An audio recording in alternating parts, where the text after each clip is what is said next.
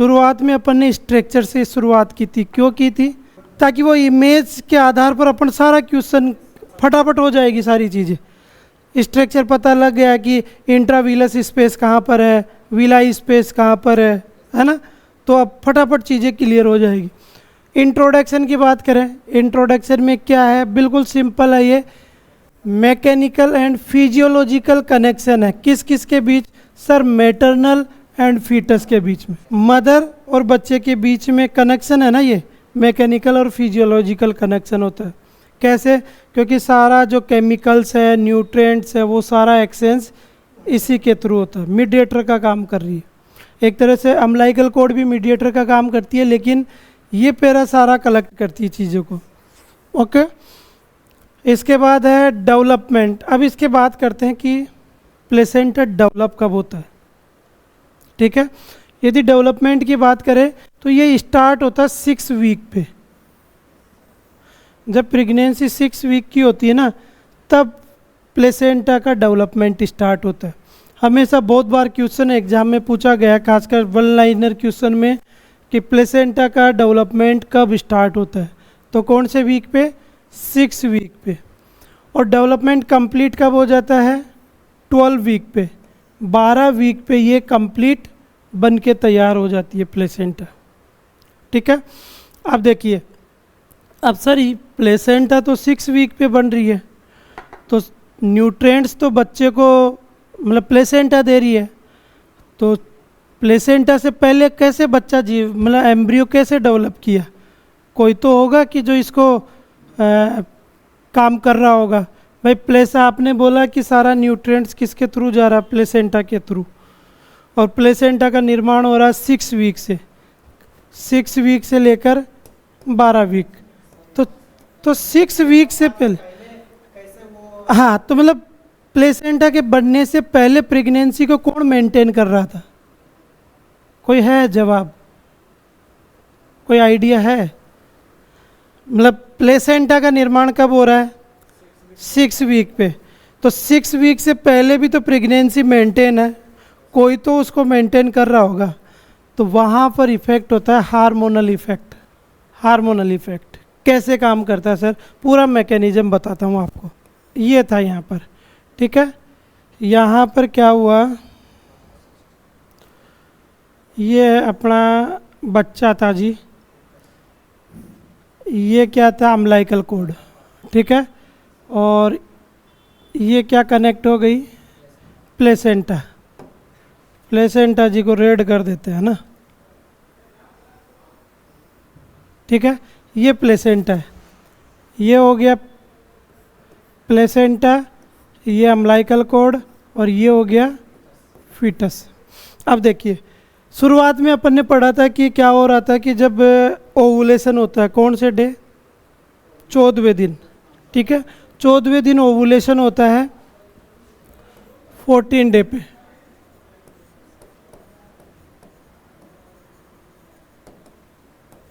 Okay, अब यहाँ पर क्या होता है कि जैसे ओवुलेशन हो गया 14वें दिन पे, ओवुलेशन हुआ, और ओवुलेशन में क्या हुआ था? सेकेंडरी oocyte बाहर निकला था। ठीक है, साथ ही साथ क्या हुआ था? ग्राफियन फॉलिकल किस में कन्वर्ट हो गई थी? कॉर्पस ल्यूटियम में। ठीक है, कॉर्पस ल्यूटियम में ये हो रहा था। ओवरी में अपन ने फर्स्ट क्लास में। अब कॉर्पस ल्यूटियम क्या काम करती है? ये कॉर्पस ल्यूटियम LH के इफेक्ट से, LH मतलब ल्यूटिनाइजिंग हार्मोन, इसकी इफेक्ट से क्या सीक्रेट करती है? प्रोजेस्टेरोन। प्रोजेस्टेरोन हार्मोन सीक्रेट करती है। अब ये जो प्रोजेस्टेरोन है ना, ये प्रोजेस्टेरोन क्या काम करता है? यहाँ पर मैकेनिज्म करता है। सर कहाँ पर? एंडोमेट्रियम के ऊपर। ये क्या काम करता है? ये जो प्रोजेस्टेरोन ओवरी से रिलीज हो गया, ये क्या काम करेगा? यहाँ पर जाकर काम करता है, और ये किसको मैच्योर करता है? एंडोमेट्रियम को। ठीक है, और साथ ही साथ एंडोमेट्रियम को स्टिमुलेट करता रहता है न्यूट्रिएंट्स को कंटिन्यू करने के लिए। ठीक है, तो यहाँ पर क्या हुआ? जो एंडोमेट्रियम है इम्प्लांटेशन के लिए भी इसको तैयार करता है। और साथ ही साथ क्या हुआ? जैसे इधर से इम्प्लांटेशन हो गया 6 डे पे, इम्प्लांटेशन हो गया। साथ ही साथ अपन ने देखा था ब्लास्टोसिस्ट में आउटर लेयर को सिंसियोट्रोपोब्लास्ट था, ठीक है। वो सिंसियोट्रोपोब्लास्ट किस हार्मोन का सिक्रेट कर रही थी? एक हार्मोन सिक्रेट कर रही थी जिसको बोलते हैं HCG, ह्यूमन कोरियोनिक गोनेडोट्रोपिन, ठीक है। इस हार्मोन का सिक्रेट कर रही थी। अब होता क्या है कि यहाँ से सिंसियोट्रोपोब्लास्ट HCG का सिक्रेट कर रही थी। ये HCG किसको स्टिमुलेट करता है? ओवरी को, ओवरी को स्टिमुलेट करता है। ओवरी को क्या बोलता है कि जो कार्पस ल्यूटियम आपके पास पड़ा है वो प्रोजेस्टेरोन सिक्रेट करता रहे। क्यों? क्योंकि ये प्रोजेस्टेरोन इस एंडोमेट्रियम को न्यूट्रिशन प्रोवाइड करवा रहा था, ठीक है। तो ये क्या काम करता है? HCG मैसेज लेके जाता है ओवरी के पास, और ओवरी क्या काम करती है? जो कॉर्पस ल्यूटियम है वो प्रोजेस्टेरोन सिक्रेट करती रहती है। अब ये प्रोजेस्टेरोन क्या काम करता है? इस प्रेगनेंसी को मेंटेन बनाए रखता है, ठीक है। कब तक मेंटेन बनाए रखता है? जब तक प्लेसेंटा का फॉर्मेशन नहीं हो जाता, ठीक है। प्लेसेंटा मतलब 6 वीक से पहले तक ये क्या काम करता है? न्यूट्रिशन प्रोवाइड करवाता रहता है। फिर क्या होता है? उसके बाद तो इधर से HCG का लेवल भी कम होता जाता है, ठीक है। तो वो मैसेज ओवरी के पास जाता भी नहीं है, और ऑलरेडी यहाँ पर फिर प्लेसेंटा का फॉर्मेशन हो जाता है। तो धीरे धीरे प्रोजेस्टेरोन लेवल मतलब डिक्रीज नहीं होता, कम होता जाता है, ठीक है। क्योंकि फिर प्रोजेस्टेरोन ऑलरेडी प्लेसेंटा खुद फॉर्मेशन स्टार्ट कर देती है। ओके, देखिए सेम ये 2 लाइन में सारा जो अपन पढ़ाए थे वो लिखा है। Pregnancy is maintained before 6 week due to, किसकी वजह से मेंटेन थी? एक तो HCG, human chorionic gonadotropin from syncytiotrophoblast, जो सिंसियोट्रोपोब्लास्ट से सीक्रेट हो रहा था, है ना। और प्रोजेस्टेरोन हार्मोन जो कि फ्रॉम कहाँ से? Corpus luteum. इन दोनों हार्मोन्स की वजह से 6 वीक से पहले प्रेगनेंसी को मेंटेन बनाए रखता है। तो डायरेक्ट क्वेश्चन आता है कि बिफोर 6 वीक प्रेगनेंसी को कौन मेंटेन रखता है? कौन कौन से हार्मोन? तो यहाँ पर 2 हार्मोन हो गया, एक तो HCG एंड प्रोजेस्टेरोन। अब बात करते हैं प्लेसेंटा कंप्लीट फॉर्मेट हो गई है। अब एक टर्म कंडीशन पे, टर्म का मतलब जब डिलीवरी होने वाली है ना, उस दौरान इसका क्या क्या कैरेक्टर्स है वो कुछ जान लेते हैं अपन टर्म कंडीशन पे। तो सबसे पहले बात करते हैं इसके डायमीटर की, कि जो प्लेसेंटा है इस प्लेसेंटा का डायमीटर कितना है। ऐसे मेनली इसको ये ऐसे प्रेजेंट रहती है, ठीक है। तो इसका डायमीटर कितना रहता है? यदि डायमीटर की बात करें तो वो रहता है 15 से 20 सेंटीमीटर। कितना रहता है? 15 से 20 सेंटीमीटर। अब इसकी थिकनेस की और थिन की बात करते हैं कि मोटाई कहाँ पर और पतला कहाँ पर रहती है। यदि सेंटर की बात करें तो सेंटर में थिकनेस होती है सबसे ज़्यादा, मतलब ये placenta thick into the centre, जो सेंटर होता है ये वाला सेंटर, इस सेंटर पे क्या होता है? ये थिक मोटा, हाँ। और थिन होता है कहाँ पर? पेरिफेरल, इस आउटर पे पतला रहता है। मतलब यहाँ पर तो मोटाई ज़्यादा और यहाँ पर पतला, पेरिफेरल में थिन होती है, ठीक है। तो एग्जाम में यही है कि जो प्लेसेंटा सेंट्रल में थिक है। अब ये कितनी थिक है? तो यदि थिकनेस की बात करें तो इसकी थिकनेस है 2.5 to 3 सेंटीमीटर, ठीक है। और यदि पेरिफेरल में थिकनेस की बात करें तो वो कितनी है? 1 to 1.5 सेंटीमीटर, ओके। यदि शेप की बात करें तो ये शेप कैसी दिखाई दे रही है आपको? सर्कुलर डिस्क लाइक, हाँ, प्लेसेंटा का। तो यहाँ पर 2-3 क्वेश्चन अपने क्या हुआ? एक क्वेश्चन, सर प्लेसेंटा का डायमीटर कितना होता है? 15 से 20 सेंटीमीटर। सर ये जो सेंट्रल है, सेंट्रल में प्लेसेंटा की थिकनेस कितनी होती है? 2.5 से 3। और पेरिफेरल में इसकी थिकनेस कितनी होती है? 1 to 1.5 सेंटीमीटर। सर इसका शेप कैसा होता है प्लेसेंटा का? Circular disc like shape. ठीक है, ओके सर, यहाँ तक इसका कैरेक्टर कंप्लीट हो गया। अब बात करते हैं इसका वेट की। वेट से रिगार्डिंग भी बहुत सारे का क्वेश्चन पूछा गया। यदि जनरली वेट की बात करें तो 500 ग्राम इसका वजन होता है। कितना? 500 ग्राम। ठीक है, अब एक जो कई बार 2-3 एग्जाम में पूछा गया डायरेक्ट कि फीटस जो वेट का रेशियो और फीटस में क्या रेशियो है, मतलब वेट में और इस जो फीटस है, फीटस में और प्लेसेंटा के वेट में रेशियो कितना होता है, अनुपात। तो वो अनुपात कितना होता है? वह 1:6 होता है। मतलब प्लेसेंटा का 1, फीटस का 6। तो जैसे लगा लेते हैं 500 ग्राम इसका वजन है प्लेसेंटा का, तो फीटस का वजन कितना होना चाहिए? इससे 6 गुना, मतलब 3000 ग्राम हो गया, मतलब 3 kg है ना, ग्राम या 3 kg। तो डायरेक्ट क्वेश्चन यही रहता है कि जब वेट और फीटस में रेशियो क्या रहता है? 1:6 का। नेक्स्ट चलते हैं इसका और कैरेक्टर। अब बात करते हैं इसके वॉल्यूम के, कि प्लेसेंटा का वॉल्यूम कितना रहता है। अब सर वॉल्यूम का मतलब इसमें जो भी ब्लड है वो कितना भरा रहता है। तो वो 2 स्पेस अपन ने स्ट्रक्चर में बात की थी, पढ़ा था ना सर? कौन कौन सा? एक तो इंटरविलस स्पेस जिसको IVS बोलते हैं, और दूसरा था विलाई सिस्टम स्पेस। हाँ, दोनों के बीच में। तो जो इंटरविलस स्पेस था उसमें हमेशा भरा रहता है 150 ml ब्लड। कितना? 150 ml। और जो विलाई सिस्टम था उसमें कितना? 350 ml। देखिए ये जो सिस्टम है इसमें कितना हो गया? इसमें 150 हो गया, और इसमें कितना होता था? 350। ये विलाई सिस्टम था ना, और ये इंटरविलस स्पेस, इंटरवीनस स्पेस, इसमें कितना था? 150 ml, और इसमें हमेशा कितना रहता था? 350 ml।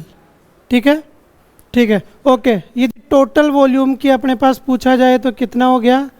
500 ml बाई 150 तो आपका इंटरविलस में था, और 350 आपका विलाई सिस्टम में था। टोटल कितना हो गया? 500 ml। तो ये पूछा जाता है कि जब प्लेसेंटा है, प्लेसेंटा का ब्लड वॉल्यूम कितना होता है? तो कितना हो गया? 500 ml। ठीक है, ओके। अब देखिए ये जो 500 वॉल्यूम है, यहाँ पर एक चीज़ अपन और देख लेते हैं, आगे देखेंगे। ब्लड फ्लो आ गया अब इसके बाद, कि प्लेसेंटा में ब्लड फ्लो कैसे होता है। तो ब्लड फ्लो के लिए क्या होता है इसमें? अम्लाइकल आर्टरी और यूटेराइन आर्टरी का रोल रहता है। इसको एक बार अपन ऐसे पढ़ते हैं, फिर समझ में आएगा।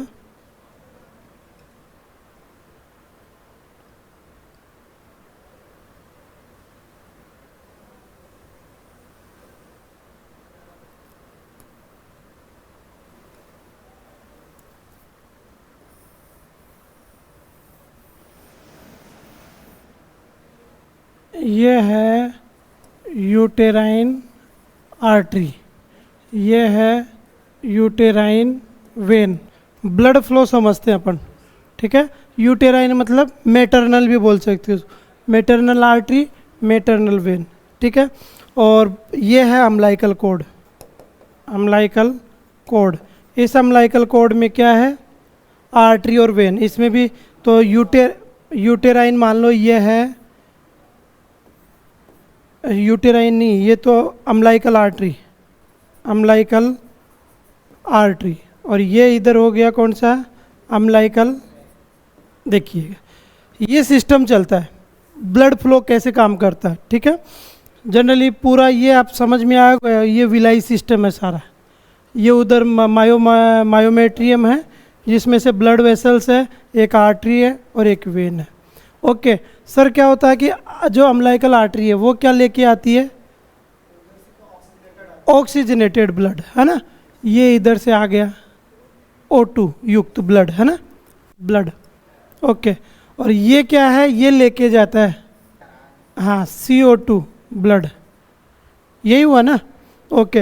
मतलब ये यहाँ पर छोड़ा, इंटरवीलस स्पेस है ये, इंटरवीलस स्पेस, ठीक है, इसमें गया। इसके बाद ये कहाँ जाता है, अम्लाइकल कोड में। अम्लाइकल कोड से ये जो आर्टरी है और एक है वेन, ठीक है, इसको अपन वेन कर देते हैं, इधर आर्टरी हो गया, ठीक है। अब देखिए अम्लाइकल जो आर्टरी थी वो ऑक्सीजनेटेड ब्लड लाई इंटरवीनस स्पेस में छोड़ी, यहाँ से ये विलाई सिस्टम में होता हुआ कहाँ चला गया, अम्लाइकल कोड में। अम्लाइकल कोड के किस में, अम्लाइकल वेन में, क्योंकि अपन को पता जो अम्लाइकल वेन है वो कैरी करती है ऑक्सीजनेटेड ब्लड, ठीक है। और ये कहाँ पर लेके जाती है, इस फीटस में, है ना। ये नीचे क्या है, फीटस, ये देखिए ये फीटस है, इसमें क्या हो गया यार, ये फीटस है, ओके। ये अम्लाइकल लेके आई इंटरवीनस में, यहाँ से अम्लाइकल कोड के किस में, अम्लाइकल वेन में, ठीक है। यहाँ पर आया, यहाँ से ये कहाँ चला गया, फीटस में। फिर फीटस क्या काम करता है, उसकी ऑक्सीजनेटेड ब्लड मतलब न्यूट्रिएंट्स को ले लेता है, इम्पोर्टेंट कंटेंट को ले लेता है, फिर क्या करता है, ये अपनी CO2 छोड़ता है और डीऑक्सीजनेटेड ब्लड हो जाता है। वो डीऑक्सीजनेटेड ब्लड किसके थ्रू जाता है, इस अम्लाइकल आर्टरी के थ्रू। अम्लाइकल आर्टरी के थ्रू से ये कहाँ चला गया, इसमें चला गया, ठीक है। फिर इससे कहाँ जाएगा, ये यूटेराइन वेन में, ठीक है। तो ये ऐसे एक्सचेंज होता रहता है, ठीक है। एक्सचेंज सर कैसे हुआ, सबसे पहले देखिए यूटेराइन आर्टरी, ठीक है। यूटेराइन आर्टरी से कहाँ चला गया, यूटेराइन आर्टरी में कौन सा ब्लड है, O2 ब्लड, ठीक है। पूरा समझेंगे इसको। यहाँ से ये कहाँ चला गया, इंटरवीनस स्पेस, मतलब एक्सचेंज होगा इसका, कहाँ पर, इंटरवीनस स्पेस में, ठीक है। यहाँ से चला गया ये कहाँ पर, अम्लाइकल कोड। अम्लाइकल कोड भी किस में गया, ये अम्लाइकल वेन में, वेरी गुड, अम्लाइकल वेन। फिर ये वेन से मतलब वेन से कहाँ गया, ये फीटस में, फीटस हुआ। फिर फीटस से क्या हुआ, डीऑक्सीजनेटेड ब्लड, अशुद्ध रक्त, है ना, किस में चला गया, अम्लाइकल आर्टरी में, कौन सा, CO2 युक्त ब्लड। ये कहाँ ले जाया गया, इंटरवीनस, इंटरवीनस स्पेस से कहाँ चला गया, ये यूटेराइन वेन। तो ये इसका ऐसे क्या चलता रहता है, ये इसको बोलते हैं ब्लड फ्लो, ब्लड फ्लो ये, ठीक है। यूटेराइन से आया, सेम ये सिस्टम चलता रहता है इसका। समझ में आया ना, ताकि चीज़ें क्लियर हो जाए अपनी, ओके। अब बात करते हैं इसके रेट की, कि अपन ने पढ़ लिया कि इतना ब्लड रहता है टोटल प्लेसेंटा में, प्रेजेंट कितना रहता है 500, जिसमें से 150 किस में रहता है, इंटरवीलस स्पेस में, और 350 विलाई सिस्टम में, ठीक है, ओके। अब ये जो प्रेजेंट रहता है ना, ये किस रेट से प्रेजेंट रहता है, एक वॉल्यूम रहता है इसका। तो यदि इसकी फ्लो रेट की बात करें, फ्लो रेट मतलब ये कितना फ्लो रेट से इंटरवीलस में आता है, उससे बाहर जाता है ये। तो यदि इंटरवीनस स्पेस की बात करें तो इसमें ये विलस का जो होता है 500 से 600 ml पर मिनट, इम्पोर्टेंट है, ये फ्लो रेट है इसका, फ्लो रेट किस में, इंटरवीलस स्पेस में। तो डायरेक्ट क्वेश्चन यही पूछा जाता है कि जो इंटरवीलस स्पेस में है उसमें फ्लो रेट कितना रहेगा, 500 से 600। और यदि विलाई सिस्टम की बात करें तो उसमें कितना रहता है, 400 ml पर मिनट के हिसाब से, ठीक है। यदि इसमें ब्लड की बात करें तो ब्लड कितना रहता है, 150 ml, और इसमें 350 ml, ठीक है। चलिए इसके बाद अपन चलते हैं इसके सर्कुलेशन में। कुछ कैरेक्टर अपन ने जान लिए, डायमीटर, स्पेस, वेट, ये चीज़ें जान ली। अब इसमें ब्लड सर्कुलेशन की बात करते हैं अपन, कि जो ब्लड का सर्कुलेशन होता है वो कैसे होता है। तो 2 टाइप का ब्लड सर्कुलेशन होता है, एक तो मैटरनल होता है और एक फीटल सर्कुलेशन होता है, ठीक है। मैटरनल सर्कुलेशन की बात करें तो मैटरनल जो सर्कुलेशन होता है वो यूटेरो प्लेसेंटल सर्कुलेशन भी इसको बोलते हैं, ठीक है। इसमें क्या होता है, blood circulation between two the maternal and placenta, भाई मदर से और प्लेसेंटा के बीच में। ये पूछा जाए कि प्लेसेंटा में प्लेसेंटल सर्कुलेशन कितना टाइप का होता है, तो 2 टाइप का होता है। एक तो सर मैटरनल सर्कुलेशन और एक फीटल सर्कुलेशन।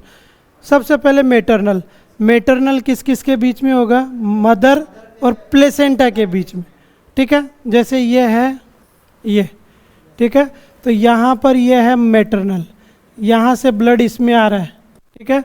तो मदर और प्लेसेंटा के बीच में जो है वो मैटरनल है, जिसको यूटेरो प्लेसेंटल सर्कुलेशन भी बोलते हैं। हो गया।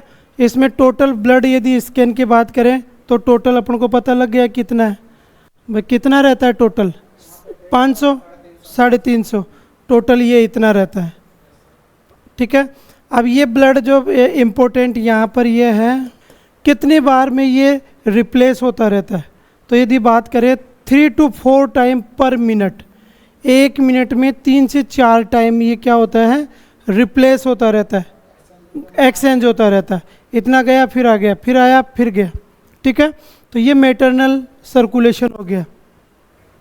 इसके बाद दूसरा जो सर्कुलेशन होता है वो सर्कुलेशन होगा, इसी में मेनली अपन बात कर लेते हैं, जो प्रेशर होता है उसका कितना,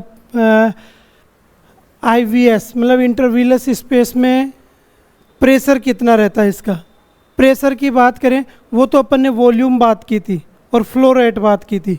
अब प्रेशर कितना रहता है, यदि प्रेशर की बात करें तो during uterine contraction, uterine contraction का मतलब क्या होता है, हाँ जब कॉन्ट्रैक्ट होता है, जब डिलीवरी होने लगती है या फिर अदर कारण से कॉन्ट्रैक्शन स्टार्ट हो जाता है मदर में, तो उस दौरान जो प्रेशर होता है वो कितना होता है 30 to 50 mm ऑफ Hg। और जब रिलैक्सेशन होता है तब ये कितना होता है 10 से 15 mm ऑफ Hg, ठीक है। और विलाई फीटल में कितने कैपिलरीज में प्रेशर कितना रहता है 20 to 40 mm of Hg। Confuse नहीं होना है, जो 500 से 600 अपन ने पढ़ा था वो फ्लो रेट है ना, ml पर मिनट के हिसाब से।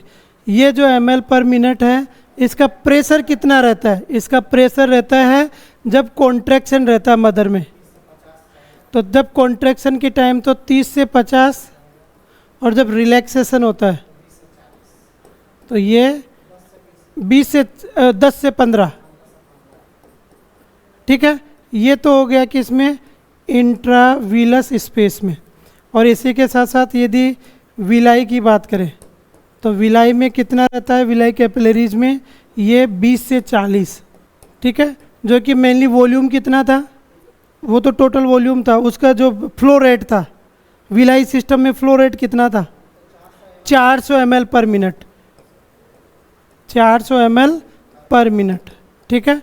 तो कंफ्यूज नहीं होना डाटा में कहीं इधर उधर हो जाए, एकदम याद रखना कि वॉल्यूम था इतना, वॉल्यूम का फ्लो रेट था इतना और इसका प्रेशर था इतना। एक बार इसको थोड़ा सा अपन इसमें थोड़ा सा क्लियर देख लेते हैं, ठीक है।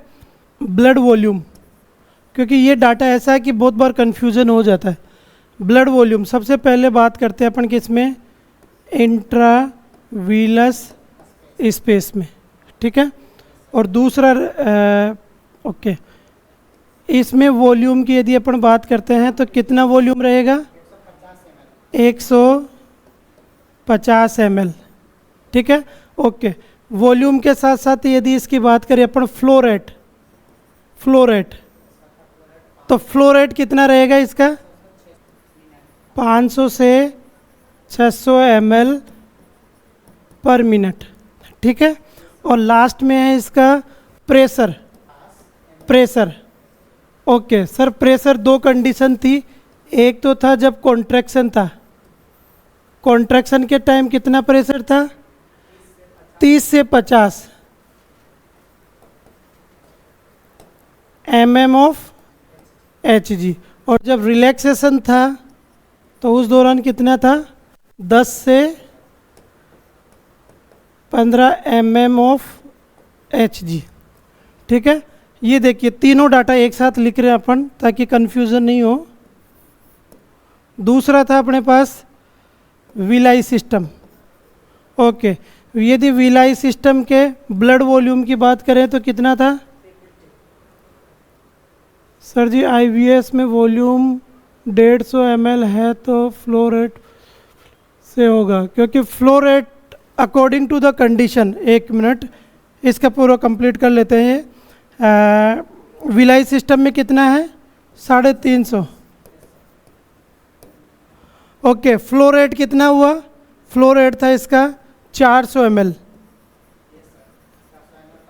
पर मिनट, ठीक है। और इसके बाद था इसमें जो प्रेशर था इसका, विलाई सिस्टम में प्रेशर कितना था? 20 से 40 mm ऑफ Hg, ठीक है। तो ये टोटल था ब्लड का। तीनों डाटा है, तीनों डाटा हमेशा बहुत बार कंफ्यूजन है, लेकिन बहुत बार ये पूछा जाता है, ठीक है। यहाँ पर ये था कि इसका कितना अमाउंट है? 150 ml। तो 150 ml के हिसाब से क्या है, इसका फ्लो रेट 500 से 600 ml है।